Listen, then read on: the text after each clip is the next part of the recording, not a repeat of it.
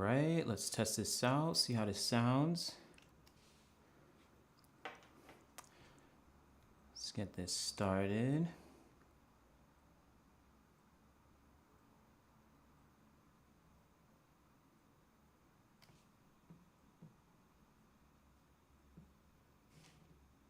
All right, give me a second. All right.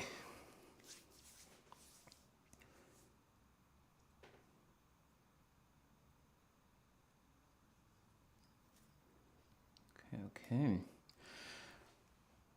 All right, so we're gonna get started. We're gonna be diving in.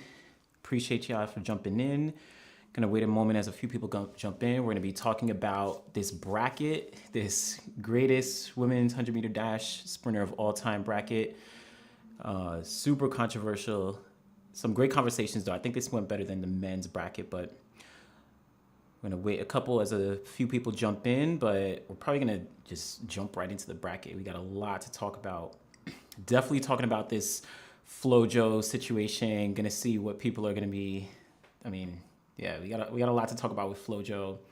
Of course, Shelly-Ann versus Elaine Thompson-Herah, all that stuff. We got to dive into all that, but let's see how this plays out. All right. Again, appreciate everyone jumping in. Appreciate y'all jumping in. Let me know if the sound is good. But yeah, let's go ahead and get started now. All right. So let's talk about this bracket. So listen, appreciate y'all over the past 10 days or so. We were diving in women's bracket. The men's bracket, of course, was pretty straightforward, right? We knew that Usain Bolt was the guy. We knew that he was going to win that. With the women, you probably could say that, Shelly-Ann Fraser-Pryce was the top person for the most part. A lot of people did have a lot of opinions. I think, of course, amongst Flo-Jo, Elaine Thompson-Herah, et cetera, et cetera. We're going to dive into all that for sure. But let's first start off with talking about some of these early names in the bracket and just a couple of notes on, what we're going to cover. So, of course, like some of the early names on the bracket, why I chose some of the different names. Also diving into some of the results from some of these athletes, talk a little bit about their histories and their careers and how they actually stacked up against each other. And then some of the arguments that people had about some of the names that, I left off. I know there was a couple people that I definitely left off, and apologies for the background noise.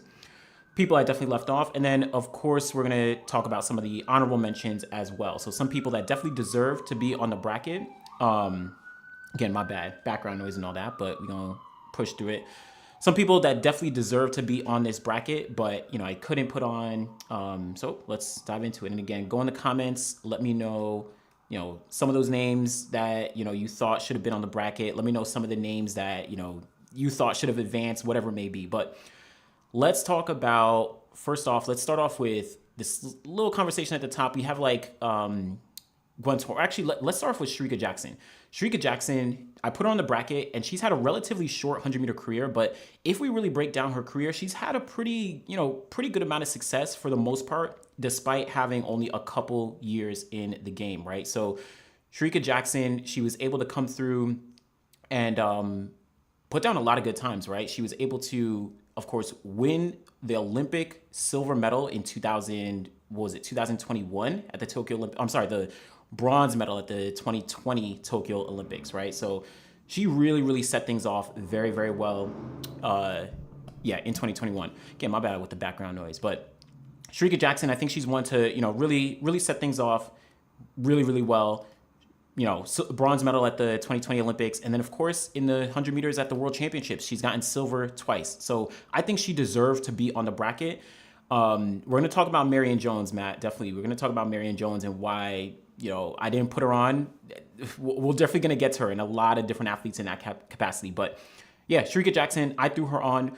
One person that definitely came up a lot was Sha'Carri Richardson. Why didn't I put Sha'Carri Richardson on the bracket? Well, in my opinion, Sha'Carri Richardson, though she's won a gold medal, right? She just won a gold in Budapest this year. She, ran 10.65 seconds. And we can kind of look at what Sha'Carri has done just in the past, year or so. Just in 2023, Sha'Carri Richardson was able to really, really be super consistent. 10.65, and then, of course, 10.7s, multiple 10.8s, et cetera, et cetera.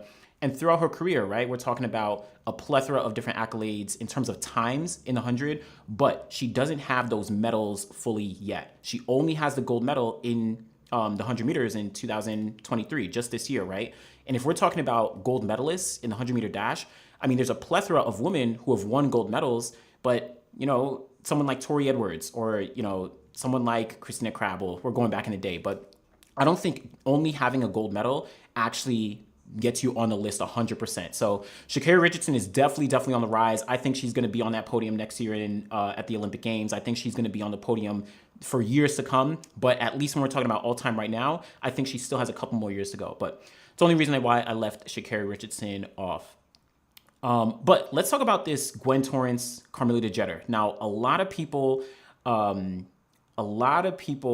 had, you know, a lot of competition there. Oh, let me get to a couple comments. Donovan, yeah, it's Shelly-Ann, then Merlene, then Elaine, then Evelyn. Let's get to those top names. We're definitely going to get to those top names. Matt, is Sha'Carri the youngest to run 10.6 seconds? Absolutely. Yep, I think she is the absolute youngest to run 10.6 seconds. You had Shericka Jackson already in her late 20s. Marion Jones actually in, 1975? No, she was born 1975 and 1998, so we're talking about just under 30, mid-20s. So she actually is still younger than Marion Jones. Carmelita Jeter, Shelly-Ann, yeah. Sha'Carri Richardson is the youngest to win a gold medal. So, the youngest to run 10.6. So that's a good point. Yeah, Casey, Sha'Carri got a gold medal and won it in a championship record. Very true. But I was kind of ranking it depending on like what is a full career, right? Relative to a lot of the other women. And look at the other women who are on this bracket. We're talking about Merlene Ottey, Flo-Jo, Wyomia Tyus, Veronica Campbell-Brown, Tori Bowie. You're talking about women who have won multiple medals. Even Shericka Jackson. Shericka Jackson won multiple medals at the World Championships and the Olympics already in terms of just the 100-meter dash. So, you know, I had to kind of weigh those options. And, you know, Sha'Carri just didn't make the cut, but in a couple years, she is going to be a force to be reckoned with for sure. So there's that. Yeah, so let's dive into some of these women because I want to get to like the Flo-Jo conversations, Elaine Thompson-Herah. Let's talk about all that. But first off, let's talk about Gwen Torrance and Carmelita Jeter. This was somewhat hotly contested, even though Carmelita won by a very clear margin. Gwen Torrance actually has a very strong career that I think kind of gets overlooked when we're talking about the top women in the 100-meter dash, right? So if we look at Gwen Torrance, now, she only has a personal best of 10.82 seconds, but her personal best of 10.82 seconds, I forget exactly what year, in 1994, 10.82 back in 1994 was one of the fastest times in history, right? Number 7, actually 10.82, number 7 all time back in 1994. So that's a pretty good accolade. Now, it's not super fast. It wasn't the 10.7s, but look at the rest of her career accolades if we're talking about Gwen Torrance. Just looking at Olympic Games, right? Gwen Torrance, 1996, she got the bronze medal in the 100-meter dash. So that's already a huge accolade. I'm just going to bring up her profile here. 1996, bronze medal in the 100-meter dash for Gwen Torrance, right? And then in 1995, she won the 100-meter gold medal at the 1995 World Championships. Then in 1991, she also has a silver medal. And in 1993, she also has a bronze medal. So again, even if we want to compare to a lot of other women, we're talking about Gwen Torrance has 4 major medals at the Olympics and World Championships in the 100-meter dash. Olympic bronze, World Championship gold, World Championship silver, and World Championship bronze. So Gwen Torrance has a very strong case to be one of the best all time. And again, though she doesn't have the plethora of marks, if I can look at kind of Gwen Torrance's mark, 10.82, 10.82, 10.83. So she's run 10.8 a couple times, actually pretty consistently if you're talking about it, right? She's run very consistently in the 10.8s. But when you're comparing to someone, in this case, she was going up against Carmelita Jeter. What does Carmelita Jeter's career look like relative to Gwen Torrance? Well, Carmelita Jeter, of course, I'm just going to go straight to 2009. 2009, Carmelita Jeter ran 10.64 seconds. If y'all remember back in 2009, that Shanghai race, 10.64 seconds. That was the same night that I think Tyson Gay ran 9.69 seconds. So Carmelita Jeter, when she ran that 10.64, and I think even back then, she ran 10.67, I think a week or two or a couple weeks before that, right? Carmelita Jeter 10.64 and then 10.67 September 13th. So she ran 10.6. like way before a lot of the 10.6s that we're seeing now. Carmelita Jeter really set the standard for running 10.6s if you want to take that into account. But then let's look at Carmelita Jeter's actual accolades at the Olympics and World Championships. She has some very strong credentials. Carmelita Jeter, 100-meter silver at the Olympic Games, right? 100-meter gold at the World Championships in 2011, Daegu, right? She had gotten bronze a couple times, got that gold medal over, who did she beat out? I think Veronica Campbell-Brown. She beat out Kelly-Ann Baptiste, and then, of course, Shelly-Ann Fraser-Pryce finished 4th place in that race. And then, of course, she has 3 bronze medals, 2007, 2009, 2013. I think a lot of people forget that Carmelita Jeter has a bronze medal from 2007. That was behind Veronica Campbell-Brown and Lauren Williams. She was really young at that point. She didn't make the 2008 Olympic Games, but she has all those bronze medals. And again, in addition, she has a plethora of top marks. I don't think Carmelita Jeter really gets recognized in terms of like the marks that she put down throughout her career. 10.64, 10.67, 10.70, right? 10.78, 10.78. So she has a lot of different marks. So I think for the most part, she gets that edge over Gwen Torrance. I probably would have said it's a little bit closer, 81 to 19. Maybe there's a little, recency bias, but Carmelita Jeter over Gwen Torrance, that was a good debate. But yeah, let me definitely check out what y'all saying in the comments. And oh yeah, I see. So we're talking about Sha'Carri, right? Sha'Carri got the gold medal. She has a couple years to go. We'll talk about Marion Jones. Yeah, the drug allegations about Marion Jones, of course. But yeah, if Sha'Carri didn't have the slight ban in 2021 going into the Olympics, she probably would have gotten onto the Olympic podium, in my opinion, right? She ran 10.6 into like a headwind back then. She had already run 10.7. So yeah, she definitely did some good things there. And yeah, oh yeah, so Marion Jones, she ran 10.65 before Sha'Carri. Yeah, she was born in 1975. Yeah, so good point. So yeah, Marion Jones a little bit younger, but yeah, Carmelita, she was a great athlete, but was a little in Shelly's shadow. That's a great point. Carmelita Jeter was definitely in the shadow of Shelly-Ann Fraser-Pryce, whether it's 2009, she got the bronze medal behind Shelly-Ann. Yeah, Carmelita in 2000, she beat her in 2011, but then 2012, she finished second to Shelly-Ann. 2013, she finished, third place to Shelly-Ann. So she was really kind of behind Shelly-Ann when we're talking about head-to-heads. If you want to talk about, the quote-unquote real world record, I definitely have questions about 10.49. But Carmelita, she did run that 10.64. So Carmelita was obviously one of the best in history when we're talking about the 100-meter dash.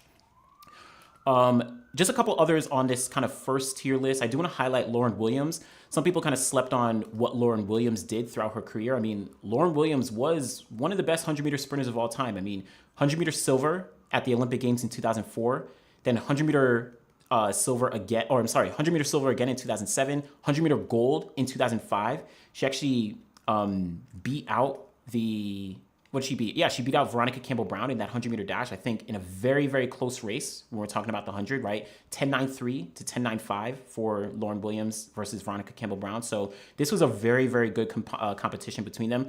Lauren Williams definitely deserves some competition. Oh, Matt, good point. That's in the relay. Yep. Carmelita has that 4x1 world record in the relay in the 4x1. So good point there. But yeah, wanted to shout out Lauren Williams. You also had a couple others. Tori Bowie, rest in peace. Shout out to Tori Bowie. Of course, in my opinion, one of the greatest sprinters that we've ever seen. She has pretty much the same Olympic record as Carmelita Jeter, where she won 100-meter silver, 200-meter bronze, and then 4x1 gold at the Olympic Games. But when just talking about her 100-meter accolades, 100-meter silver medal at the Olympic Games, 100-meter gold medal at the World Championships, right? In that close race with Marie-Josée Talu. That was an amazing race. And then I think Dean Asher-Smith got the bronze medal there. And then, of course, Beijing 2015 behind Shelly-Ann Fraser-Pryce and behind Daphne Shippers. Daphne Shippers got the silver medal, in 2015 here. So Tori Bowie, legendary career. I mean, I think if y'all remember Tori Bowie, she had one of the biggest breakouts. I don't know if y'all really remember what Tori Bowie did. I think it was back in 2014 when she ran. Her really big breakout was at the Prefontaine Classic in the 200-meter dash. She had, she came from behind. Let me see if I could find where Tori Bowie is at here. But Tori Bowie, 2014, she ran out of lane 1 in the 200, so not the 100-meter dash, but out of lane 1 in the 200-meter dash at the Prefontaine Classic, and she went on to win, or it might have been 2014, 22.18 from lane 1. Tori Bowie is a GOAT, one of the greatest sprinters, in the history of the event, in the history of the 100 meters, history of the 200. Definitely going to be well missed, when we're talking about, sprinting in the history of the sprinting book. So shout out to Tori Bowie for sure. Shout out to her for sure. But yeah, so those are just a couple athletes. And then let me get to some comments, and I do want to talk about Wyomia Tyus as well. Merlene Ottey. Merlene Ottey should be up there. We're going to talk about Merlene Ottey in a second for sure. We're going to talk about her for sure. I have a lot of opinions on Merlene Ottey, and I know some people, have some opinions. But yeah, and shout out to everyone who's kind of jumping in and joining. We're talking about the women's 100-meter bracket, the greatest 100-meter sprinter of all time bracket. It was running over the past, 10 days or so. And yeah, we had some good conversation. Yeah, nice. Good point. So first time you noticed Tori was when she beat Shawnee in the 200s at, So Tori Bowie at the 2017 Prefontaine Classic, she actually beat out Shawnee Miller-Weibo as well as Elaine Thompson-Herah, and she ran 21.77 seconds. 2017 Prefontaine Classic. 21.77 seconds. She was, Tori Bowie is a legend, so huge shout outs to her for sure. All right, now, last person I do want to talk about before we get into these kind of heavy hitters here, Merlene Ottey, Flo-Jo, et cetera, let's talk about Wyomia Tyus. Now, many people aren't familiar with who Wyomia Tyus is. Wyomia Tyus is a GOAT in the 100-meter dash. She is probably the earliest GOAT that you have, and she still stacks up to athletes of today, right? So if you don't know, Wyomia Tyus, she is a 1964 Olympic gold medalist in the 100-meter dash. 100-meter gold medal in 1964, 100-meter gold medal in 1968, and then she also broke the world record a plethora of times. Let me see if I could find, this list of world record progressions when we're talking about the 100-meter dash. But she is a GOAT. She is literally a GOAT when we're talking about the 100-meter dash. Let me see, 100-meter world record progression, right? So Wyomia Tyus broke the world record a plethora of times. Let me see if I could find this progression. Perfect. So Wyomia Tyus, she broke the world record not once, not twice, not 2 times, or not 3 times, but 4 times. We're talking about 4 times for someone to break the world record in the 100-meter dash. That's not something that people just do. And yes, obviously she never ran, sub 11 seconds, but we're talking about in the 60s. She won the gold medal in 1964 and broke the world record. Then she broke the world record a plethora of other times after that, and then again won the gold medal in the 100-meter dash in 1968 as well, right?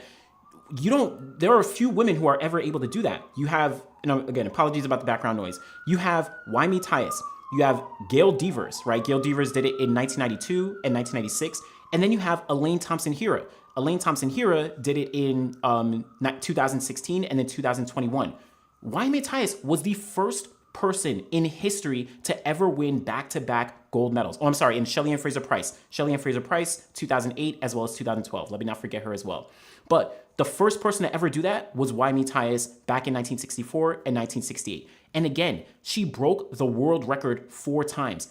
If you're talking about going up against your top competition, she did exactly that. Won the gold medals and broke the world records multiple times. That's why when I saw the bracket and, it was kind of a blowout when we're talking about Flo-Jo with 76% and then Wyomia Tyus with 24%, I thought it was a crazy blowout. And apologies, yes, I didn't forget Shelly. Shelly won in 2008 and 2012. Yeah, definitely don't want to forget Shelly. Absolutely. But Wyomia Tyus, I think if you're not familiar, definitely go do more research on her. She was, part of the 1968 Olympic boycott movement, right? That, John Carlos John Carlos and Tommy Smith were part of back in 1968. She wore black tights to kind of protest.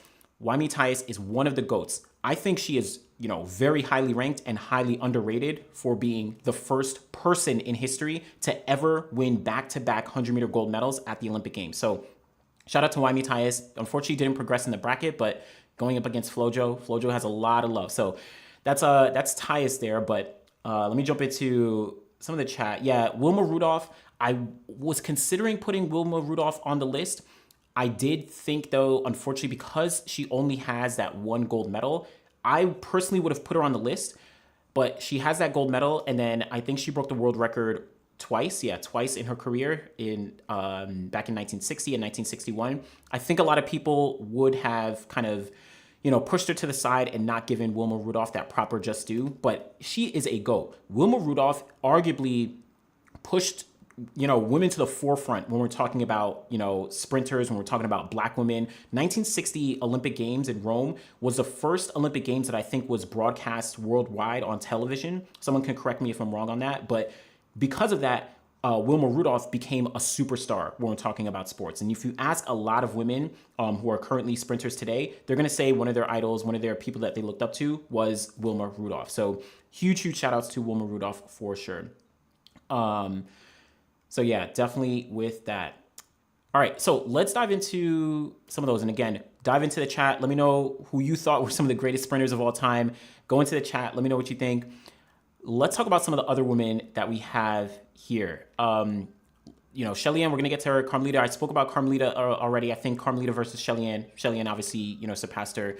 Let's talk about Gail Devers. Now, Gail Devers, she also is really, really underrated when we're talking about greatest sprinters of all time. She has a plethora of accolades, when we're talking about, stacking up against history. Her most notable accolades, of course, two-time Olympic champion, 1992 and 1996. I mean, again, you don't have many people who do that. You only have GOATs who do that. Wyomia Tyus, Shelly-Ann Fraser-Pryce, Elaine Thompson-Herah, right? Who else? Usain Bolt, Carl Lewis. There's only a few people in history who have ever won back-to-back gold medals in the 100-meter dash. This is a competitive event. And I think most notably in these races, you definitely saw that Gail Devers, she came up by the edge of her skin.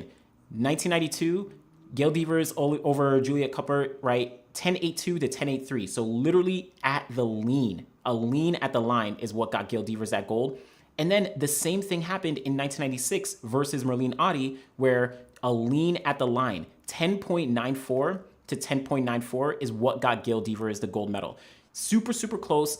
But then in addition, Gail Devers also won 100-meter gold at the World Championships. Very similar to 1996. She literally leaned at the line over Merlene Ottey, 10.82, 10.82. So going back to kind of the Sha'Carri Richardson point, where Sha'Carri Richardson won a gold medal at the World Championships, but then and set a championship record, Gail Devers did the same. Gail Devers won a gold medal at the World Championships in 1993 and set a championship record. Again, this is back in 1993. So yes, not running 10.65 or 10.7, right? Completely different era, but she was able to take down the top competition. So yeah, this is a huge accolade for Gail Devers. And yeah, it's true. I probably did always see her as a hurdler, but what's crazy is Gail Devers never won a gold medal in the 100-meter hurdles at the Olympic Games. She only won them at the World Championships, 93, 95, 99, and then a couple others, right? So 1992, of course, famously, she hit her hurdle and, finished, I think, seventh place at the World Championship or at the Olympic Games. So never got to that point, but Gail Devers is literally a GOAT when we're talking about the 100-meter dash. I think it was pretty fair on the bracket to see, Gail Devers get taken down by Evelyn Ashford, who we'll talk about in a second as well. Evelyn Ashford is an absolute legend. But, this is, Gail Devers, I definitely need to give her a shout out for everything that she's done in her career. Yeah, and it is crazy. Gail Devers has 2 individual gold medals in the 100-meter dash. It's crazy to think about. In the 90s, back when you're talking about Merlene Ottey, Gwen Torrance, right? Juliet Cuppert, all these women were running super, super fast, and Gail Devers was able to come out on top. So that's Gail Devers. The other person, Veronica Campbell-Brown. Now, we're going to come back to Evelyn as well as Elaine because they progressed, but let's talk about Veronica Campbell-Brown. Veronica Campbell-Brown, obviously known as, the greatest, one of the greatest, let me not say the greatest, but one of the greatest 200-meter sprinters of all time. Veronica Campbell-Brown really has an insane record and career when we're talking about the 100-meter dash.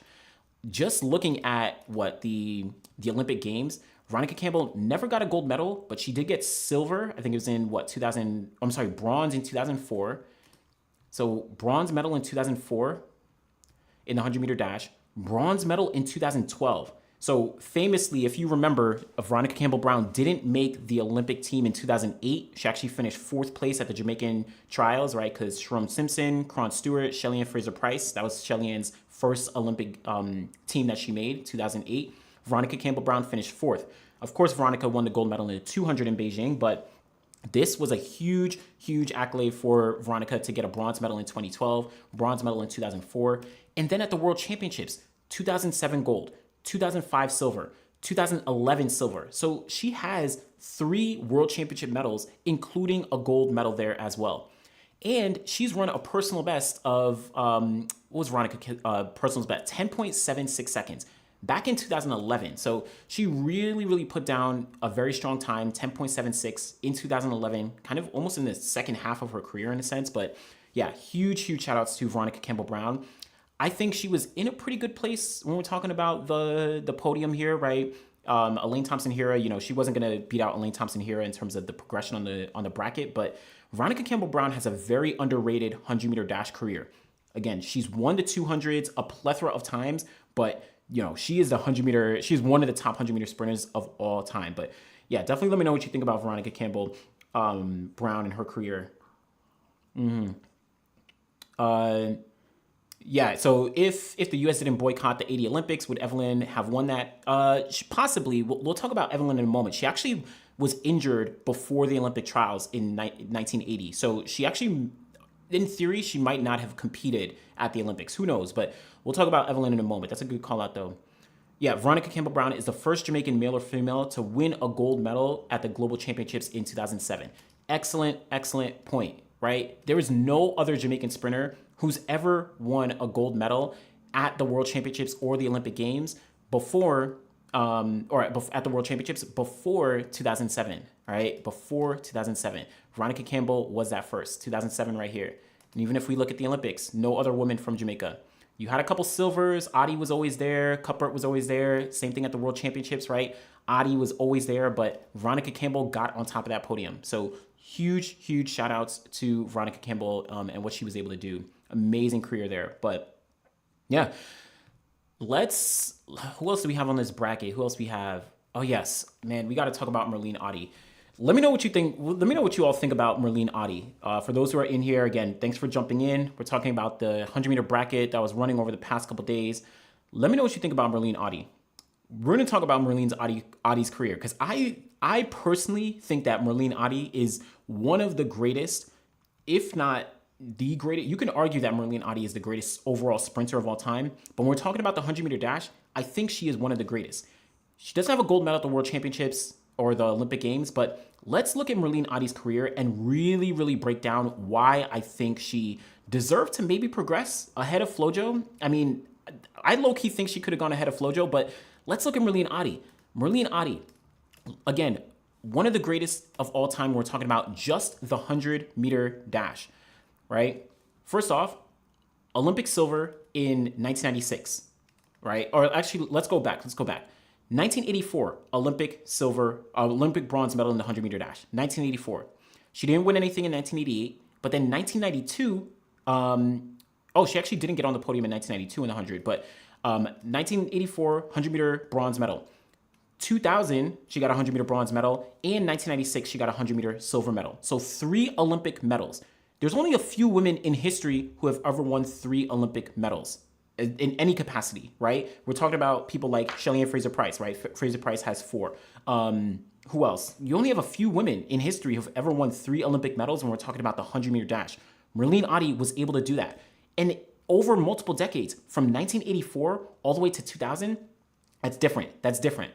And then additionally, look at her World Championship pedigree. 1993 silver, 1995 silver, 1987 bronze, 1991 bronze. She has 4 World Championship medals. Yes, none of them were gold, but she was able to come through and still be one of the best when we're talking about competing through multiple eras, from the 80s to the 90s and then into the 2000s. Again, 2000 Olympic bronze in the 100-meter dash. So, yeah, Merlene Ottey, a couple people, right? Merlene Ottey, Fruto da Capella, right? Merlene Ottey is top 3 in the 100 meters for me, but she has an insanely long run of consistent performances. Absolutely, that consistency is key.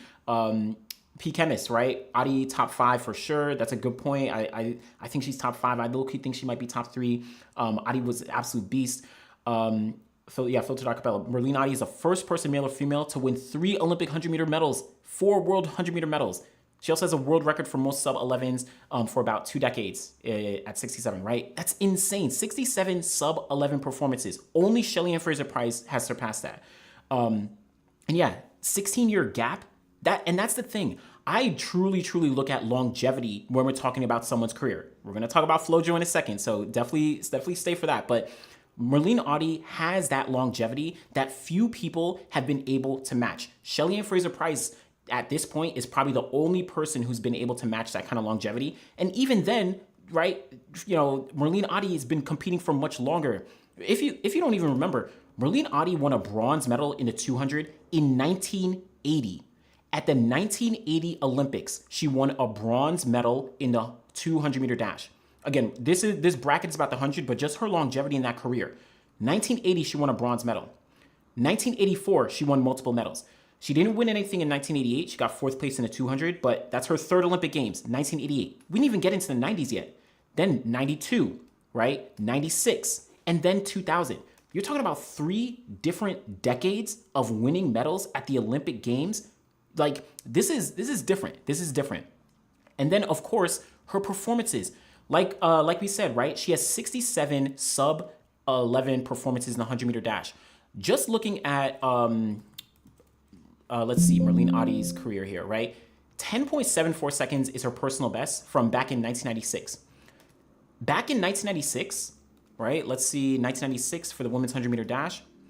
Merlene Ottey was number 2 all time. The only person faster than Merlene Ottey in 1996 was Florence Griffith-Joyner. That's it, right? So Merlene Ottey was one of and is one of the best of all time. She was really setting the standard for a lot of women who you see competing into their 30s now, right? Into their late 20s and 30s. This Merlene Ottey really set that standard. And then again, just looking at the all-time list, 10.74, 10.78, 10.78, 10.79, right? She has so many marks that it's insane how many times she's run sub 11 seconds in the 100-meter dash. So Merlene Ottey, let me know what you all think. Yeah, Merlene Ottey is a bronze queen, Renester, right? Yeah, Leo, she's the greatest of all time, Merlene Ottey. I mean, Leo, I can't dispute that. If you want to say that, right? I think I agree. Right, that opinion is valid. She's insane with that longevity, right? P Chemist, yeah, she has that longevity. It is wild. So shout out to Merlene Ottey. She is definitely one of the GOATs. I mean, before I get to Flo-Jo, let me know what your thoughts are on Evelyn Ashford. Let's talk about Evelyn Ashford a little bit, because Flo-Jo is a lot more controversial, but let's talk about Evelyn Ashford first. And yeah, Random Boss Man, Merlene Ottey's multiple generations, 3 or 4 generations, from Ashford to Flo-Jo to Heike Drechsler to Devers to Marion Jones. She competed with them all. Actually, you know what's crazy? Just going back on Merlene Ottey, in 2000 on the 4x1, guess who ran with Merlene Ottey on this 4x1 that won the silver medal? Guess who was on this relay? Veronica Campbell-Brown. Merlene Ottey and Veronica Campbell-Brown ran together. That is insane. The idea that Merlene Ottey started back in the 80s and was competed late enough that she ran with Veronica Campbell-Brown, like that's insane in terms of longevity. So yeah, huge accolades to Merlene Ottey there. But yeah, let me know what you think about Evelyn Ashford. We're gonna talk about her career a little bit. I think her career is somewhat underrated, right? Somewhat underrated. Don't worry, Tyshawn, we're gonna get to Flo-Jo pretty much after this. Let's talk about Flo-Jo after this. But Evelyn Ashford's career is kind of underrated. Now, let's dive into Evelyn Ashford and see what she was able to do throughout her career. Evelyn Ashford, let me get this world record progression in the 100-meter dash, right? So first off, Evelyn Ashford won the gold medal in 1984 at the Olympic Games. But let's even, go back a bit. What did Evelyn Ashford do prior to this? At the 1976 Olympic Games, Evelyn Ashford finished in 5th place in the 100-meter dash. 5th place in the 100-meter dash. Evelyn Ashford was there in 1976. So she also has longevity because she competed in 1992 on the 4x1. So Evelyn Ashford has a lot of longevity. But let's just dive into Evelyn Ashford's career. 1976, 100-meter 5th place, and she was super, super young, still competing, in the NCAA or at UCLA at the time. And then, of course, 1980. Now, 1980 was the boycott, and I know many people say that Evelyn Ashford possibly would have won, the gold medal in 1980 if the boycott didn't occur. The thing with Evelyn Ashford, unfortunately, is that in 1980 she got injured. Let me see if Wikipedia has it here. So Ashford tore quad muscle in 1980 and was out for the rest of the season. So even though there was the boycott, she got injured even before the Olympics happened. So, she unfortunately wouldn't, I don't know, it's revisionist history, right? She was injured. So, if she got to the Olympics, she wouldn't have, competed to the best of her ability. But, there is a case that, she missed out on the Olympics. But regardless, what happened after that? 1984 Olympic gold medal. Olympic gold medal in the 100 meters in 1984. And it wasn't against scrubs. You're talking about, again, some of the best women in the world. Alice Brown. People sleep on Alice Brown and how much of an amazing athlete she was. Merlene Ottey, back in 1984. Jeanette Bolden, Grace Jackson. You're talking about GOATs in the 100-meter dash who she beat out and ran an Olympic record. Guess what? That Olympic record was not it. Evelyn Ashford set the world record on 2 occasions, and she became the first person in history to ever run 10.7 seconds. 10.79 seconds back in 1983.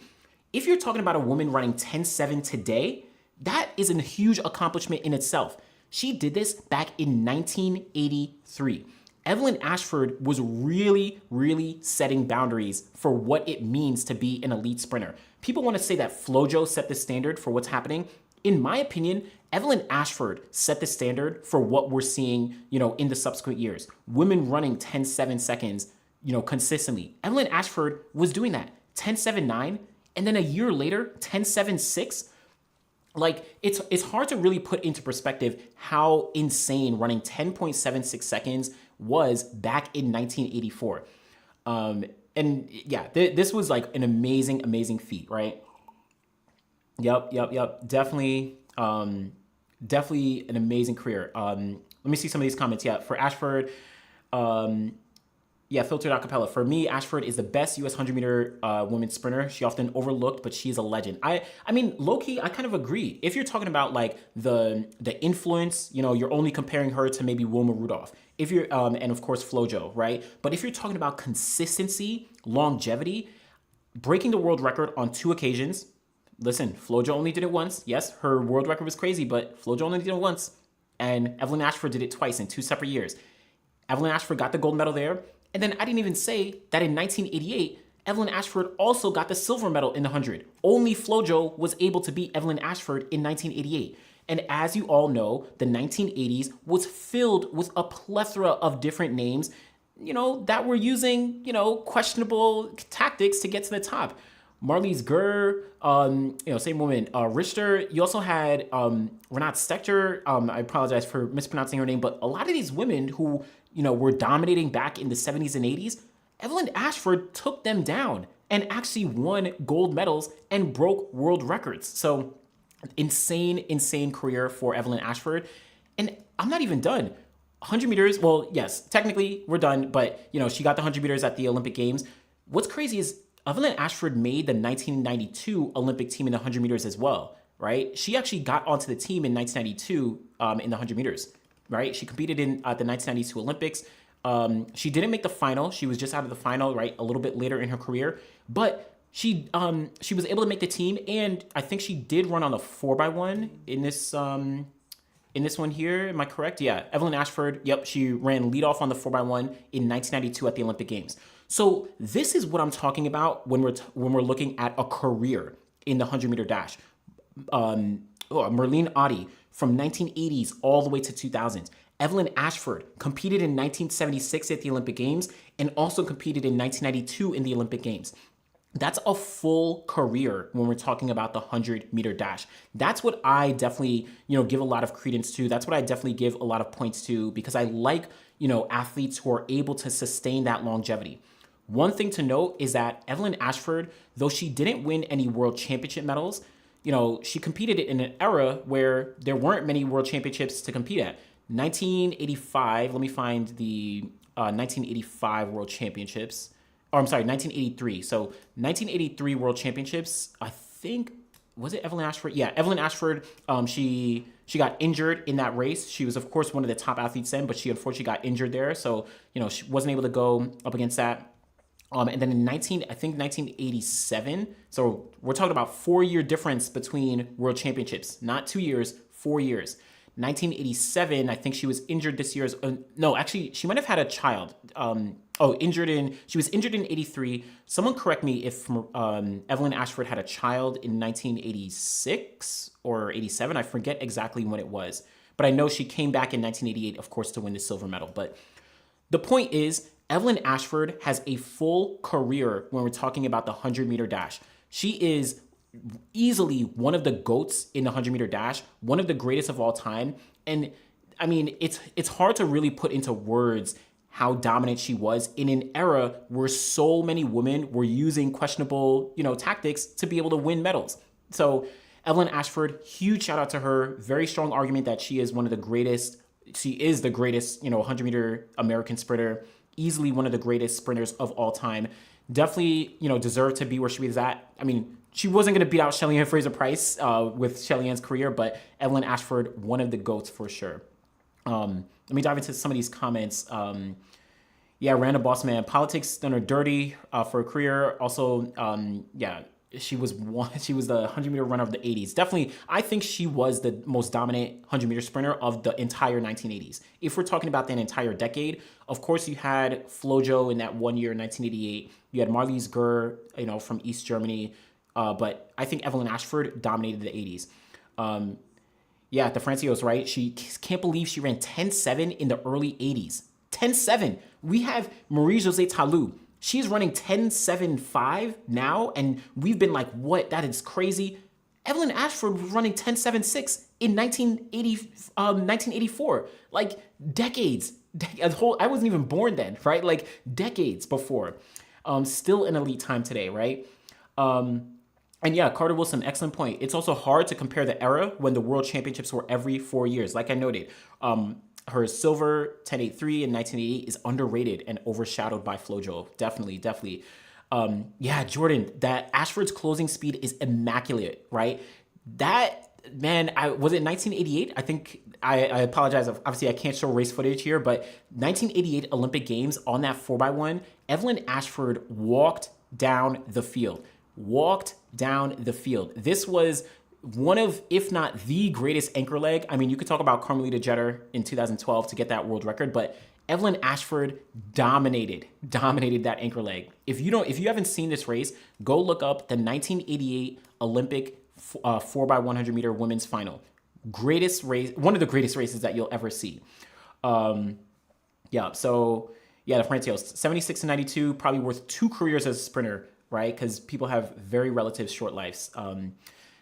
Great point. Run It Up TV. So I spoke about Wilma Rudolph a little bit earlier. I definitely wanted to put her on the bracket, but I think she was a little bit earlier for her career. She got the gold in 1960, broke the world record twice. I definitely could have, I had her in consideration, but, fortunately didn't make the bracket, but she is, of course, one of the GOATs.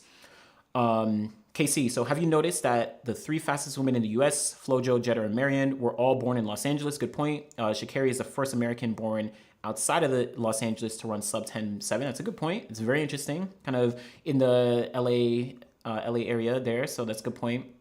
And Leo, thanks for the clarification. She had a child in 1985. So good point. So she was probably injured in 1987. Evelyn Ashford, she's in my opinion, one of the GOATs. There's multiple GOATs that you can have. I think she is definitely up there in terms of one of the GOATs. But let's talk about Flo-Jo. We got to talk about Flo-Jo. Flo-Jo. Florence Griffith-Joyner. So let's talk about this Florence Griffith-Joyner situation. So I don't know. Go in the comments. Let me know what you all think about Florence Griffith-Joyner. Let me get some of your takes on Flo-Jo first. I have a lot of takes on Flo-Jo. The comments on the bracket were absolutely insane when we're talking about Florence Griffith-Joyner.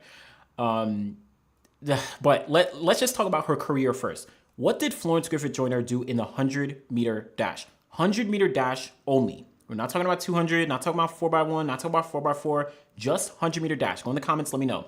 But let's look at, let me know what you think about Flo-Jo. Let's look at her career. 1988, Flo-Jo, gold medal in the 100-meter dash. Amazing. That's it.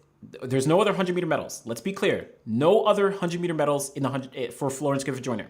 Only 1988 is her only 100-meter medal. Yes, she won gold in the 200 in 1988. She actually won silver in the 200 in 1984. She actually won silver in the 200 at the 1987 World Championships. Yes, that's the 200. But what about the 100? 100-meter gold medal in 1988. Now, what else did she do? Well, of course, she actually set the world record. 10.49 seconds. Still stands to this day. Still stands to this day. Probably one of the greatest marks in the history of track and field. The history of the sport might be one of the greatest marks. Still stands to this day. Now, asterisk by it, but we'll get to that asterisk in a second. What other marks does she have? Well, Flo-Jo, she has a couple other top marks, right? Let's see. So, a couple other top marks. Flo-Jo, 10.49. Then she has 10.61. Then she has 10.62. Then she has 10.70. So, even if we just go back to that 1988 season, right? 1988, Flo-Jo was dominating. If we're talking about all-time marks, 10.49, 10.61, 10.62, 10.70. I mean, this is an insane set of marks. Along with that gold medal, if you would want to say this is the greatest 100-meter sprint season for any woman in history. We're going to talk about Elaine Thompson-Herah in a second, but you can argue 1988 is the greatest season for a woman in history. But guess what? It's one season. It is literally one season. Now, let's be clear. I love Flo-Jo. She is one of the GOATs in the sprints, in the 100-meter dash. She is definitely highly in the conversation when we're talking about the 200 meters as well. But the problem is she has one single season in the 100-meter dash. She wasn't able to replicate it at any other point. And of course, that 10.49, there's a lot of controversy, right? They note it here, right? It's probably wind aided, very likely wind aided. I mean, the fact that it was 0.0, who knows? But at the end of the day, it stands. In my opinion, I would say that, at the time, her world record should have been 10.61 seconds. And you can argue now that Elaine Thompson-Herah is the quote-unquote world record holder, but 10.49 is the world record. We have to, we live with it, right? It is what it is. That's the mark that women are chasing, and I think that's a big note there. But it's one season in the 100-meter dash. It's hard to really talk about a full career when you're only talking about a single season for an athlete. If you saw, let's be real. A lot of people, if you came and said like Sha'Carri Richardson was only going to win gold in 2023, broke the championship record, and then she never did anything else, a lot of people would probably be bashing her, right? A lot of people would probably be bashing her. Sha'Carri has a lot of I think she's going to have an amazing career, but it's the idea of if someone has one season of accolades, then how can you really say that they are much better career-wise than someone else? That's why, in my opinion, I was kind of disappointed, or let me not say disappointed. Everyone has their opinion, but I think Merlene Ottey has a better career than Flo-Jo. Full career in the 100-meter dash. Full career. And then also, I'm going to get to your comments in a second, but let's look at the marks. 10.49, 10.61, 10.62, 10.70. What's her next best mark?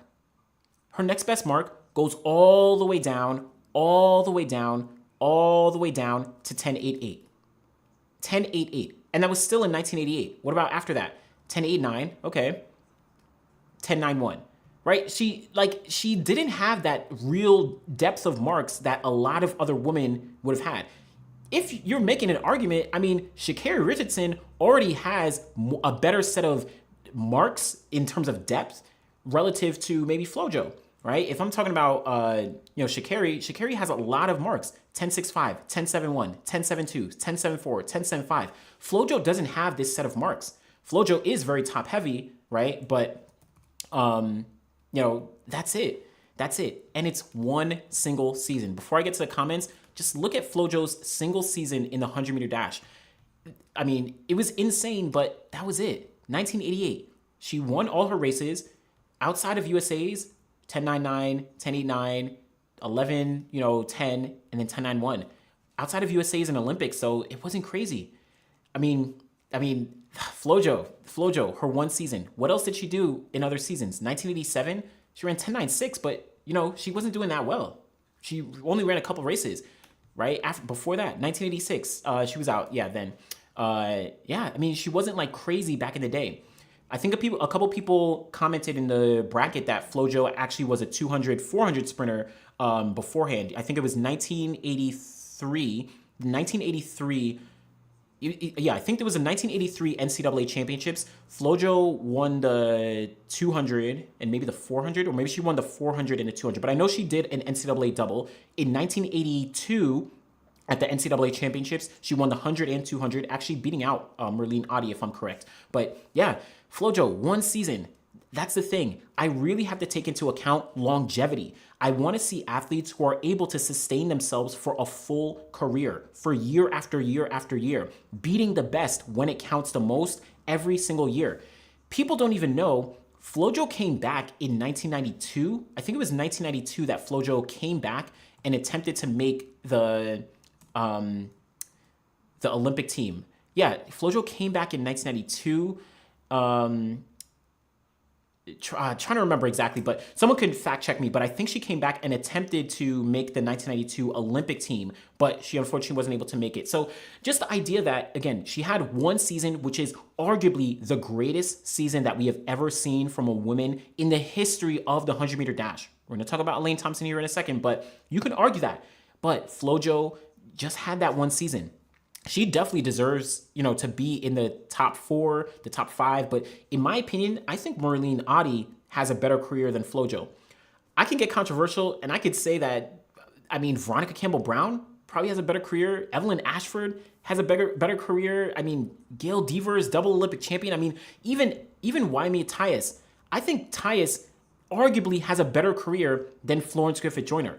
Wyomia Tyus broke the world record 4 times. How many times did Flo-Jo do it? She did it once. Yes, it's an amazing world record, 10.49, but Wyomia Tyus broke the world record 4 times. Flo-Jo did it once. Wyomia Tyus has 2 Olympic gold medals. Flo-Jo has 1. So if you're comparing women, even if it's from different eras, the stats are there. The medals are there. The world records are there. So it's a tough competition, but that's at least my opinion on Flo-Jo. Definitely one of the GOATs, has arguably the greatest 100-meter sprinter season of any sprinter in history, but she's controversial. Let me get to some of these comments. I know Flo-Jo. I don't want to do like any. She didn't test positive. I'm not doing any of this like test positive stuff. But let's see. Contribution. Yeah. So if governing bodies won't acknowledge Flo-Jo's 100-meter win aided, athletics fans need to uphold Elaine Thompson as world record holder. Yeah. Good. Good point. 1984, Flo-Jo ran 10.9. It was a top 10 time, and she wasn't a 100-meter specialist then. That's a good point. Yeah, 1984, she did run 10.9 back in 1984, 10.99. That's a fair point. She has that mark, but the marks can only take you so far. She has to have a little bit more longevity, right? Really, really want to see some of that longevity. Right, yeah, so Thaddeus Foster, she is definitely the GOAT for her achievements. In terms of that gold medal, her, that world record time. But to be the GOAT, in your opinion, right, she needs to show that longevity. One season, for the most part, in terms of medals, is not going to cut it. And we're just talking about the 100-meter dash. Right? It's tough on Flo-Jo, man. It's tough on Flo-Jo. Let me see. So, random boss man, right? The way I look at it, Flo-Jo would be like if Marcel Jacobs broke the world record in 2021 in the 100 and then dipped, no one would be calling him the greatest overall. That's an excellent point. If Jacobs won the Olympic gold medal in 2021 in Tokyo, then got the world record, right? Let's say he ran, 9.57 seconds. No one would be talking about Jacobs as a GOAT because he wouldn't have that longevity. So it's really, really hard to, stack up some athletes. An athlete like Flo-Jo, unfortunately, if, she doesn't have that longevity in her career. She doesn't have that longevity. let me jump into just some of these other comments, and then I want to get to Elaine Thompson-Herah. I want to talk about Shelly-Ann Fraser-Pryce and how they kind of match up. But yeah, so good points. Yeah, let's see. So Flo-Jo's 4x1 meter best split. Yeah, I'm not sure exactly what it was, but I see y'all talking about the float 4x1. Merlene Ottey's career is better than most top sprinters. Definitely, that longevity is key.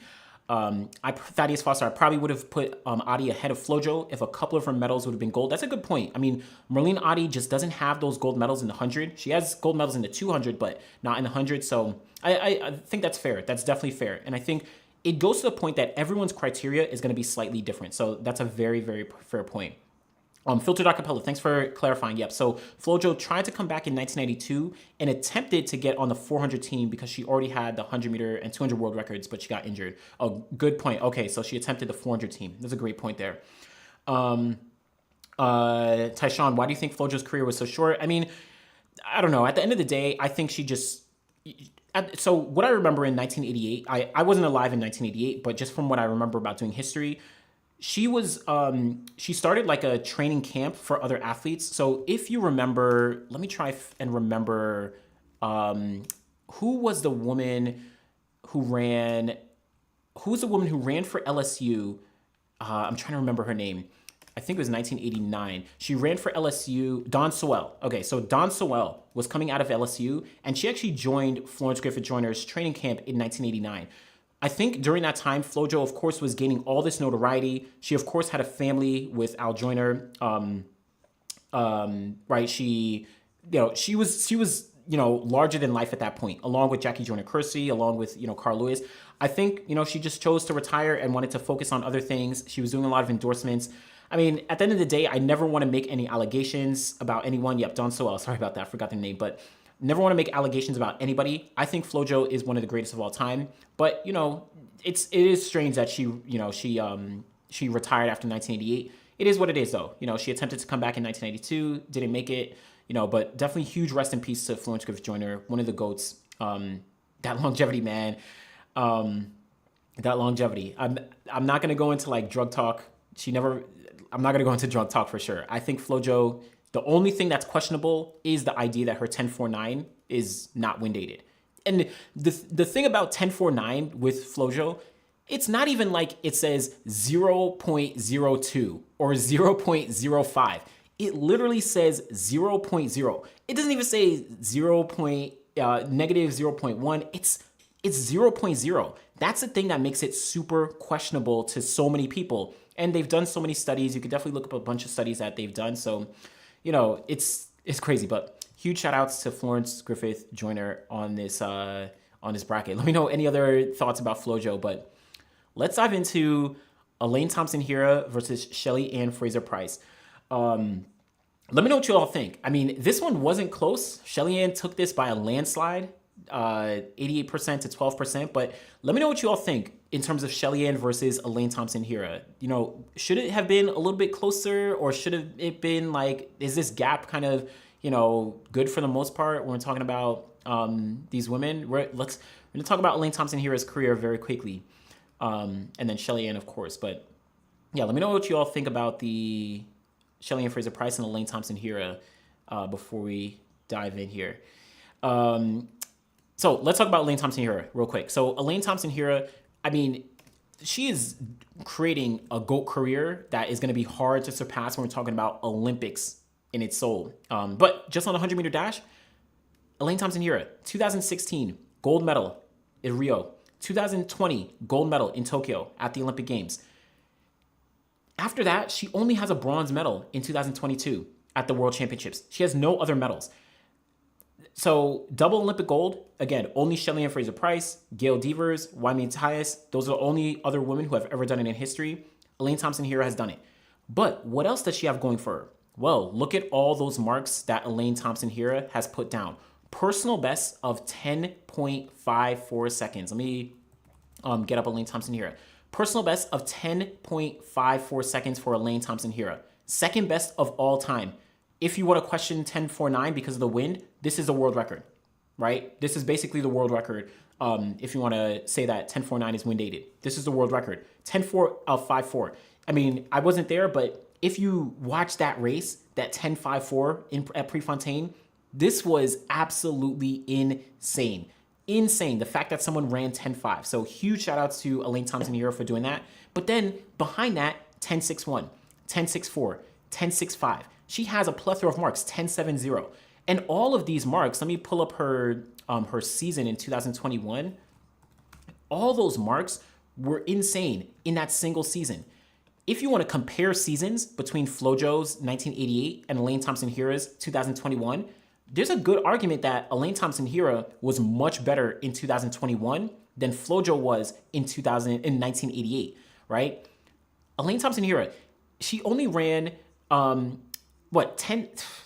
Look, these times are insane. 10.54 in Prefontaine, 10.60 at the Olympic Games, 10.65, 10.64. Right, 10.76. She has a plethora of marks. Even early season, she was running 10.7s, wind aided, but 10.78, 10.87, 10.82. She was super consistent throughout all of 2021. You can make a very strong argument that she had the greatest season in the 100-meter dash. I think it's a really strong toss-up between Flo-Jo 1988 and Elaine Thompson-Herah 2021. Actually, some people might argue Shelly-Ann Fraser-Pryce in 2022 was also a greater season, but we'll talk about her in a second as well. Also, don't forget, 10.61 at the Olympic Games. I'm going to jump back to the Tokyo Olympics. Guess what she did here? She broke the Olympic record. Elaine Thompson-Herah broke the Olympic record, 10.61. Who had the Olympic record before? Guess what? Florence Griffith-Joyner, 10.62 seconds, previous Olympic record. So Elaine Thompson-Herah really put down some amazing marks. Listen, Rossner won. This man is speaking hearsay against Flo-Jo. Elaine had a better season than Flo-Jo. Flo-Jo's 1988. Listen, all I'm saying is that there's some debate there. There's some debate. I'm not saying that she was absolutely better, but I'm just saying that there's a debate. NLS, right? 10.61 into a headwind.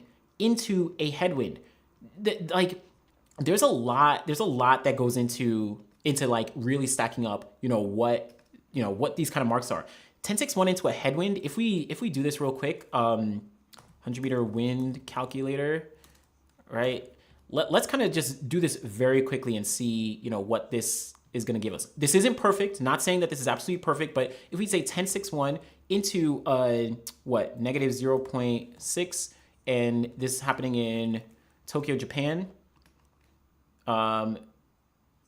It gives you 10.57 seconds. So obviously Elaine Thompson-Herah has already run faster than that, but yeah, just saying this is really remarkable when we're talking about a season in the 100-meter dash. But the problem with Elaine Thompson-Herah, as we know, is her world championship pedigree. She unfortunately only won a bronze medal in 2022 at the World Championships in the 100-meter dash. Remember, 2015, she didn't run the 100-meter dash. She won the 200, got the silver medal behind Daphne Shippers there. 2017, she ran the 100-meter dash at the 2017 World Championships. Let's just bring this up here. She ran the 100-meter dash there, but guess what? She only finished in 5th place, 10.98 seconds. And what's crazy is, in the semifinals, she ran 10.84. This was actually one of Elaine Thompson's greatest seasons ever, 2017. Look at her full season in 2017. She was dominating the competition. Look at her full season throughout the year. In 2017, she actually won every single one of her races throughout 2017. Diamond League final, she won all the way back to the top of the year, right? This second place is in the heats at the London Diamond League, but she, of course, won the final. And then she finished 5th place at the World Championships. That was her only loss, but she ran a plethora of different races, including a 10.7, but she just couldn't show up at the World Championships.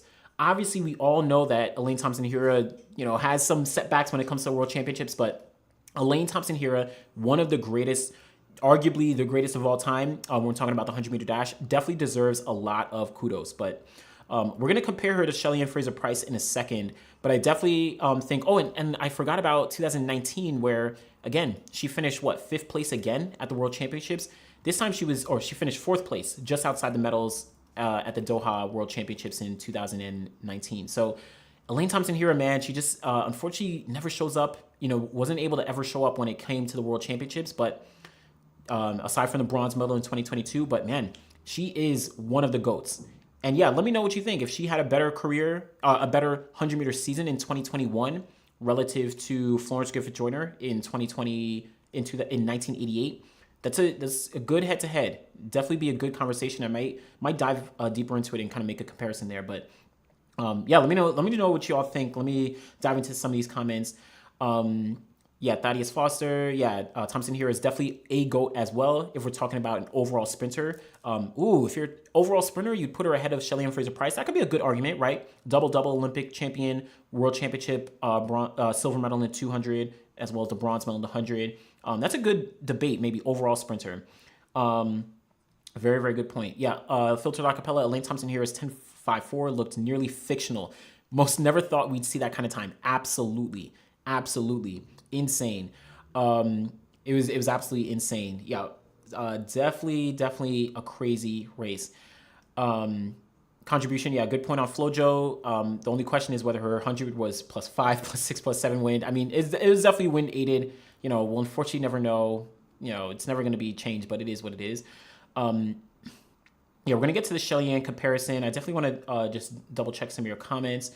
Okay, Filtered Acapella, you definitely believe the gap is justified, right? Elaine Thompson-Herah is a legend, but nobody has a collection of titles and medals, along with her running a number of sub-11s. Yeah, Shelly-Ann Fraser-Pryce definitely has that consistency of medals. Maloney Courage should have been closer, about 67 to 30%. Yeah, that's a good point, probably a little bit closer. Yeah, Shelly is the GOAT. Yeah, I think this is a great point. So let's talk about Shelly. And also, before I talk about Shelly, Melanie Kerr made a good point. Elaine has numerous injuries, and that's the cause for her to underperform at the World Championships.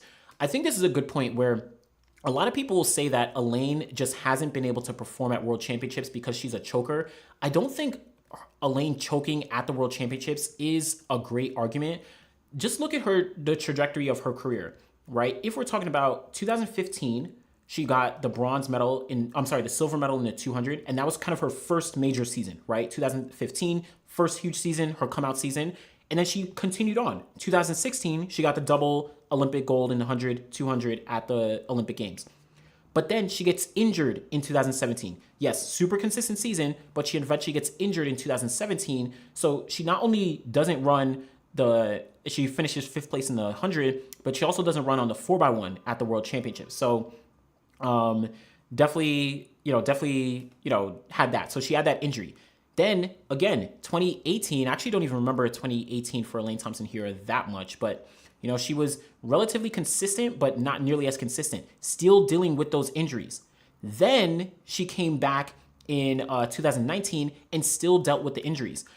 She finally came back in 2021 and actually got the gold medal at the Olympics again.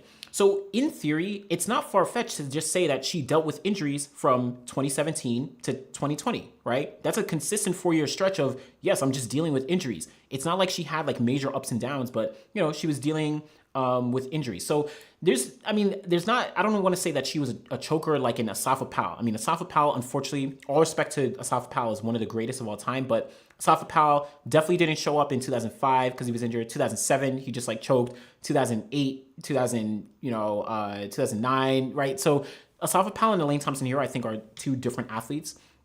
But let me dive into Shelly-Ann Fraser-Pryce. Shelly-Ann Fraser-Pryce, in my opinion, I think everyone got it right. Shelly-Ann Fraser-Pryce is the GOAT of the 100-meter dash. I mean, let's just talk about, let's get this very clear. Shelly-Ann Fraser-Pryce won double Olympic gold in 2008 and 2012. So I know a lot of people were saying that Elaine Thompson-Herah won 2 gold medals. Shelly-Ann Fraser-Pryce did that already. She did it in 2008. She did it in 2012. So she already has those gold medals. But that's not it. She also has 2 other Olympic medals. Shelly-Ann Fraser-Pryce won bronze in 2016 when she was injured. During that time, she was injured, so she was having kind of an up and down season, but she still won bronze. Then in 2020, she got the silver medal. And I want to be clear, Elaine Thompson-Herah won the gold medal, very fair and square, but Shelly-Ann Fraser-Pryce did slightly stumble coming out of the blocks at the Tokyo Olympic Games. You can go watch that race. Not saying she would have won, but I'm just saying she got the silver medal. So Shelly-Ann Fraser-Pryce has 4 Olympic medals in the 100-meter dash, right? Just the 100-meter dash alone. Let's talk about those 4x1. Let's talk about those World Championship medals. What did Shelly-Ann Fraser-Pryce do? I mean, well, actually, this makes it a lot easier. Let me talk about those the 100-meter medals, right? World Championships. 2009, gold medal for Shelly-Ann Fraser-Pryce in Berlin 2009. 2011, she got fourth place, so off the podium. 2013, gold medal, Moscow. 2015, gold medal, Beijing. 2017, took the year off to have a child, to give birth. 2019, gold medal, right, in Doha. 2022, gold medal in Eugene. 2023, she got the bronze medal in Budapest. So 6 world championship medals, 5 of them gold. There's no other person in history who's ever been able to win 5 gold medals in the 100-meter dash. Not Usain Bolt, right? I'm almost certain Usain Bolt didn't win 5, right? Bolt won in 2009, 2013, 2015. That's it. Bolt has 3. That's crazy. Usain Bolt has 3 world championship gold medals. Shelly-Ann Fraser-Pryce has 5. 5 gold medals. That's insane when we're talking about any event, let alone the 100-meter dash. You don't do that. And, she's in her mid-30s. Crazy. So that's just her medals. That's just her medals. What about the times? First off, I do want to highlight that when Shelly-Ann Fraser-Pryce, her personal best is 10.60 seconds, but I'm going to go back a little bit to June. Let's go June 2021, right? She ran 10.63 seconds in Kingston, and that was the second fastest performance in history at that point. Now, this was before Elaine Thompson-Herah had run 10.54, 10.61, et cetera, but there was a moment in time when Shelly-Ann Fraser-Pryce was the second fastest woman in history. Many of us do remember that Carmelita Jetter's 10.64 was like, what is going on? This is crazy. Then Shelly-Ann Fraser-Pryce managed to surpass that in 2021. You can argue that Carmelita Jeter kind of set the stage with her 10.64 back in 2009, but all the 10.6s we're seeing now from Shelly-Ann, from Elaine Thompson-Herah, Sharika Jackson, Shakira Richardson, I think Shelly-Ann Fraser-Pryce set the tone for the 10.6s that we're seeing in this current era. Shelly-Ann Fraser-Pryce set that tone. Now, let's be clear. When we get to, much later, she did, when we get to much later, Elaine Thompson-Herah did surpass her in the times or in the, personal best.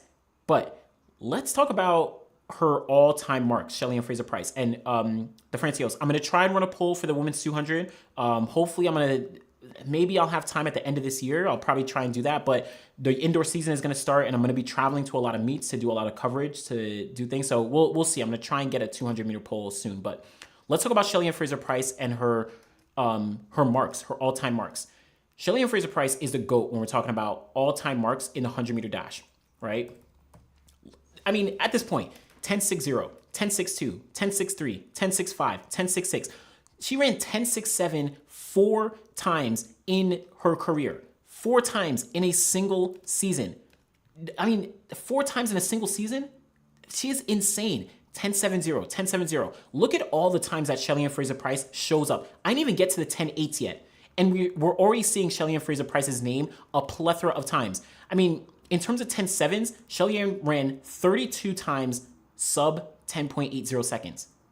32 times under 10.80 seconds. Shelly-Ann Fraser-Pryce did it. I mean, there's no one who's matching that. There's literally no one who's matching that. And then if you're talking about 10.8s, I mean, an impossible amount of 10.8s. I can't even count how many 10.8s, she's actually run. 57 times she's gone sub 10.90 seconds. 57 times. And then if we're just talking about sub 11s, I don't even know if this list goes all the way to 11 seconds. Let's see. So if we're talking about sub 11s for Shelly-Ann, she's run sub 11 82 times. Shelly-Ann Fraser-Pryce has run sub 11 82 times in her career.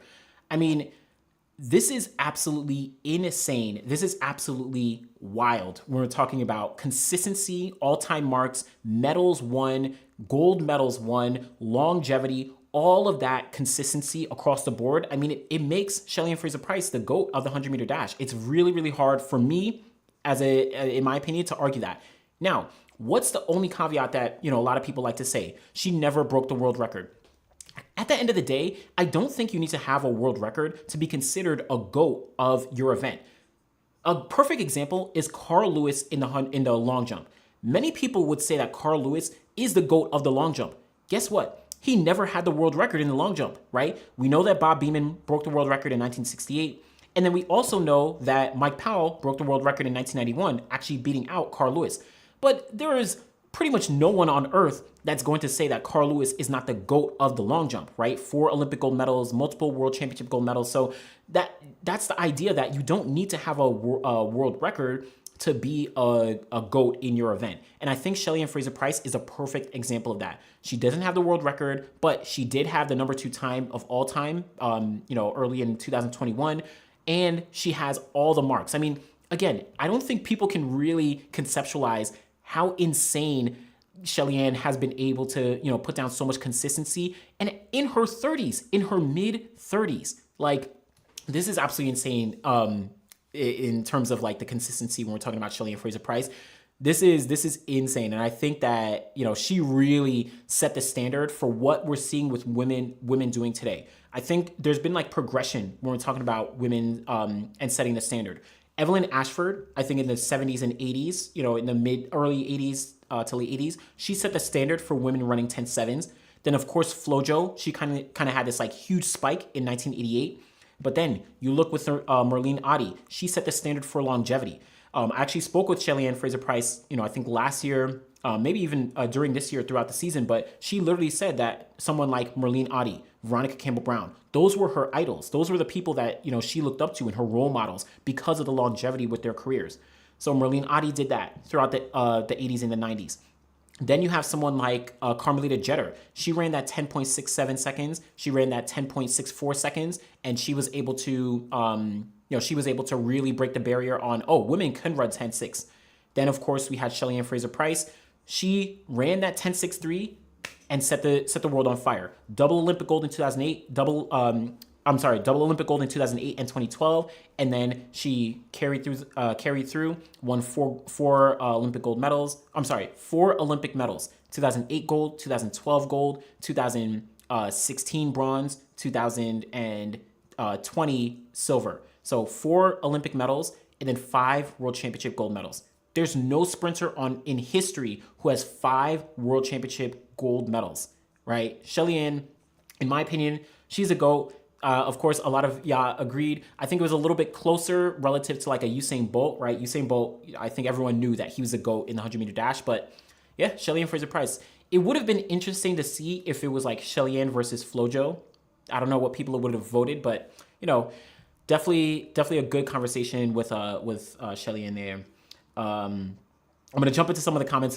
Apologies, want to make sure I can get some of your comments. Let me know if you have any questions as well. I think Shelly is the only person in her 30s to break 10.7s, and she's done her record 9 times. Yeah, I don't know if Elaine Thompson-Herah, I don't think Elaine Thompson-Herah was 30 when she broke in 2021, right? I don't think she was 30 years old at that point. No, she was actually 29. So Shelly-Ann is the only one. Oh, actually, because Merlene Ottey never broke 10.7. So good point. TJ Wilkins, right? Fraser, 2 Olympic golds, the most sub-11s there is, no debate. Francios, apologize. I mean, listen, I just noting that there was a stumble, just the idea that maybe she could have run 10.6. Not saying she would have broken, she would have won the gold medal, just saying in general, but just highlighting that at her age, she's been super consistent and performing when it counts at the highest moments. So super consistent for Shelly-Ann Fraser-Pryce. And we're going to see a lot. Dr. J.D. Smith, Carmelita Jeter. I'm forgetting how old Carmelita Jeter was in 2009. In 2009, what was she? Okay, so she was born in 1979. Let's see. Oh, yeah, so Carmelita Jeter actually... Carmelita Jeter was 29 when she ran this. So she was born November 1979. She ran 10.64 in September of 2009. So she was 29 years old, so 2 months removed from her 30th birthday. So just about to turn 30, just before she turned 30. So good point. So that's Shelly-Ann Fraser-Pryce. I do want to talk about a few other things in terms of like Marion Jones, why I left her off the list, and some other women who I didn't put on the list. I'm hoping next year, think about what we're going to see next year when we're talking about the women's 100-meter dash. We're going to see, let's see. Oh, sorry, it should be the 8th. Let's see. Think about what we're going to see next year when we're talking about the women's 100-meter dash.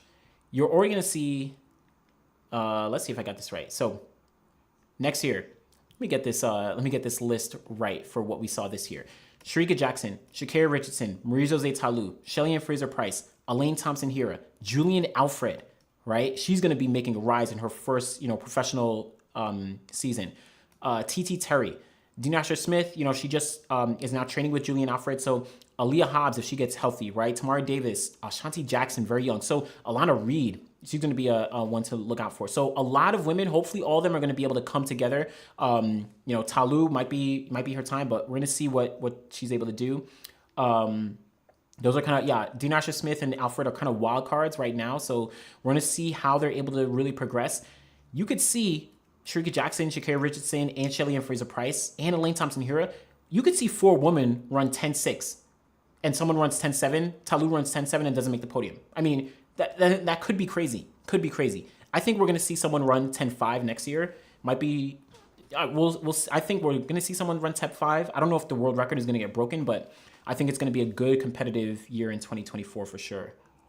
All right, so let me just quickly talk about Marion Jones. I mean, again, I never like to talk about drugs and stuff, but Marion Jones, of course, we all know that she was busted for drugs. The problem I have with Marion Jones is she has all these disqualifications. Yes, she won gold in 97 and 99, and all her marks from 99, right? Those all still do stand. But the problem I have is it's like, this is a different case than like anyone else, right? This is a different case than anyone else. She got banned and then she came back, but it's just different, man. She got banned, she lied, and it's just like she's completely tarnished in terms of like, I don't think people can judge Marion Jones fairly based on just her 100-meter career in like 1999 and from 97, 98, 99. I don't think people can fairly judge her without taking into consideration the fact that she was banned in the 2000s, right? So I didn't want to put her on the list, and I didn't want to like have that be an influence onto people's thoughts and stuff like that.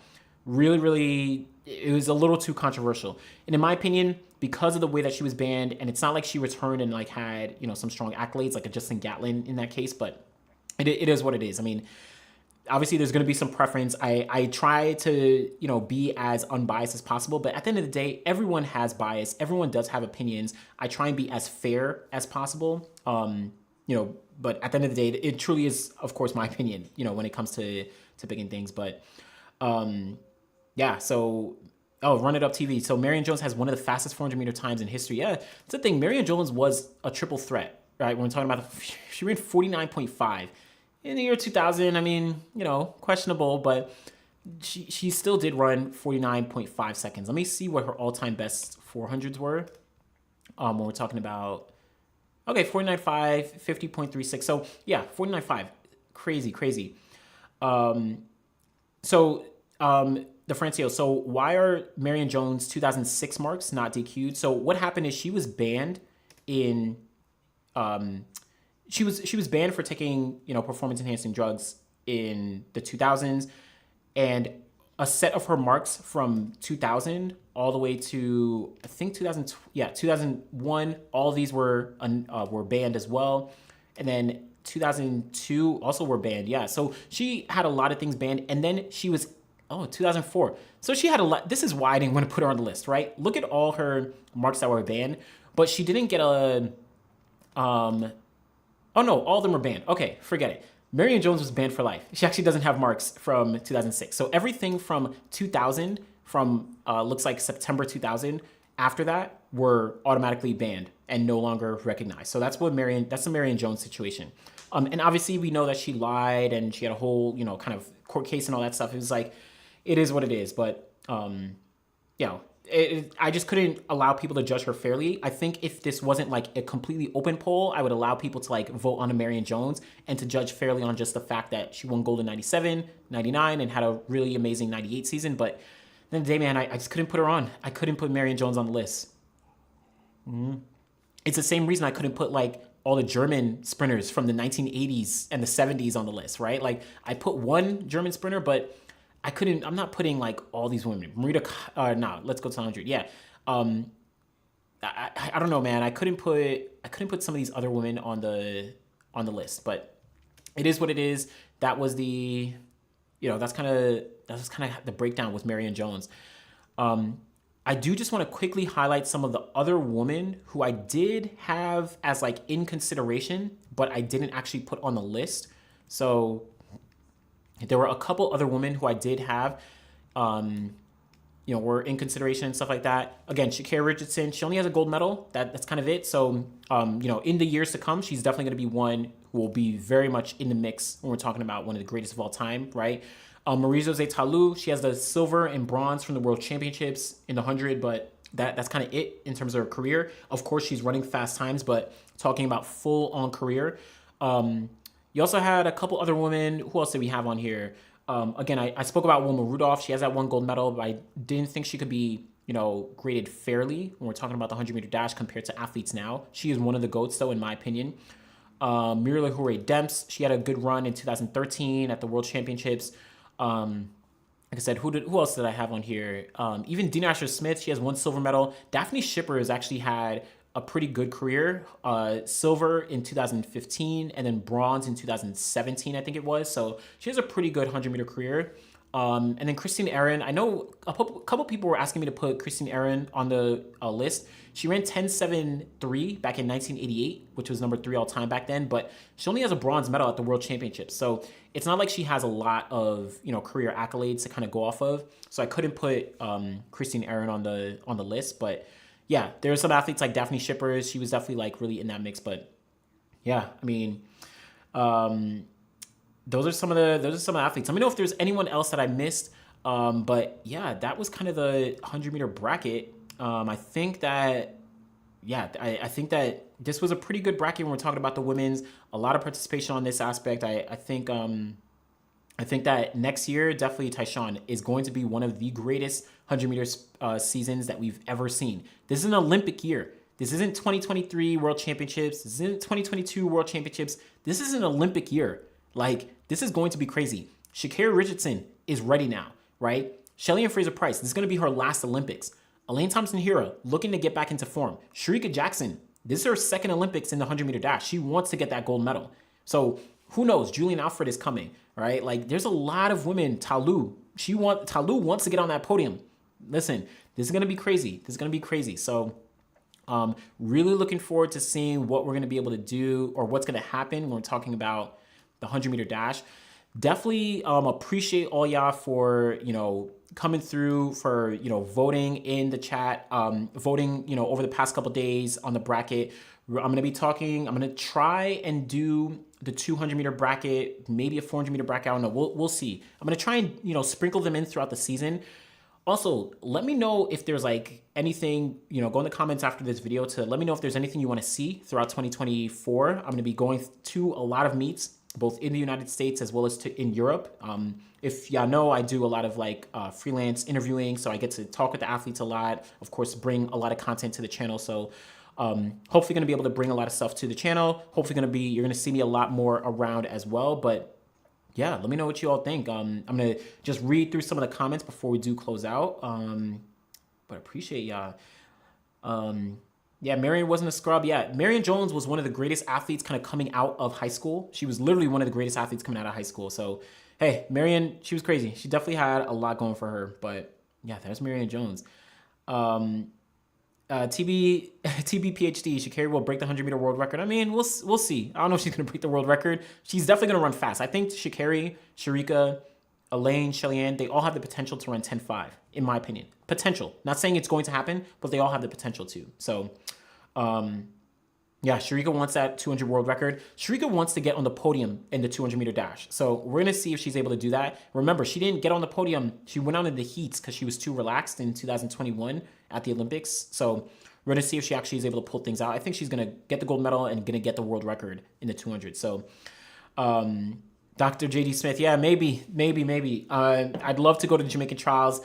I'm based in the U.S. in New York, so I'm not. It's a little bit harder, and like I work for, I do freelancing for some of the different outlets here in the U.S. So I obviously go to American, USA trials, and it's unfortunate at the same time. But one of these days, I'm gonna get to it.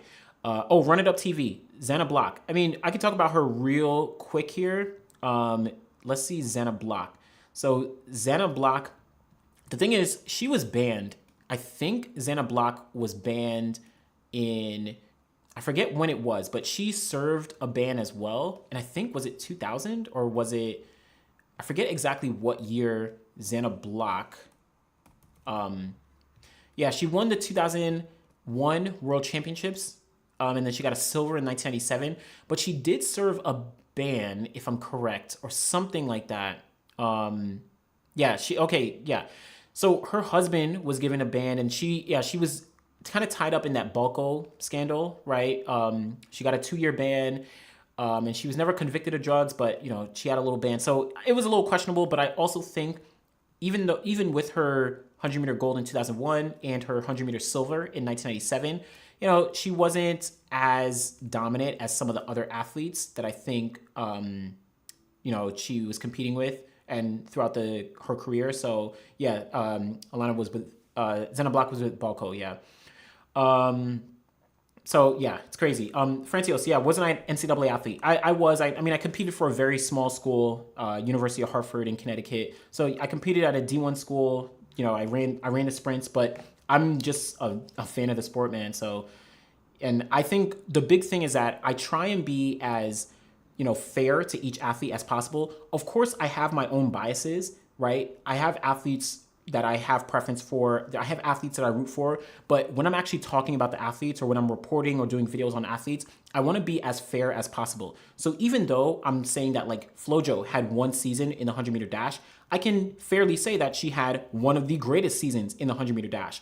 And then I do my comparisons to like a Merlene Ottey, who never won a gold medal, but she has that longevity. So I try and be as fair as possible. And I don't know, I just love the history of the sport. So I do a lot of knowledge. So appreciate you kind of jumping in. And Dr. JD Smith, do you think Elaine has the advantage at the upcoming Olympic Games now, given that she is already a 10.5 runner and is now gone to the coach that brought Shelly-Ann Fraser-Pryce to 10.6? So my opinion is that right now in the women's 100-meter dash, there's no favorite going into 2024. Sha'Carri Richardson, Shelly-Ann Fraser-Pryce, Shericka Jackson, Elaine Thompson-Herah, I would say those are the top 4 right now. Those are the top 4 when we're talking about the 100-meter dash entering the Olympic season in 2024. Then you have other names, right? Julian Alfred, Marie-Josée Talu, Dina Asher-Smith, right? You have a couple other women. Even TT Terry is like an outside shot, but there's a couple other women who are behind that big 4. I can't say that there's any favorite because Sha'Carri Richardson, defending Olympic champion, Shelly-Ann Fraser-Pryce, most decorated 100-meter sprinter, Elaine Thompson-Herah, double Olympic champion, double Olympic champion, right? Shericka Jackson, two-time world silver medalist, Olympic bronze medalist, Diamond League champion. So I can't say that anyone is the favorite. And even though, like you said, Sha'Carri has the advantage of youth, is that the case though?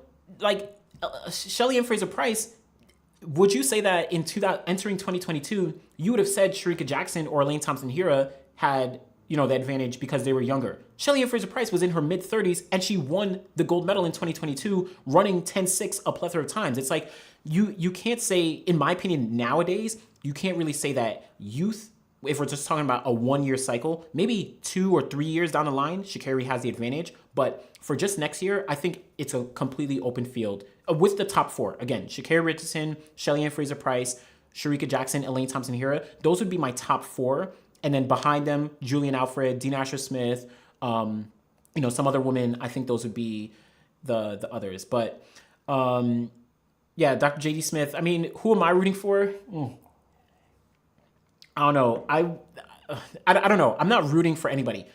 In my personal opinion, I would love to see all these women win the gold medal for different reasons. Sha'Carri Richardson to further kind of like shut down any doubters of that she can't do it at the biggest stages.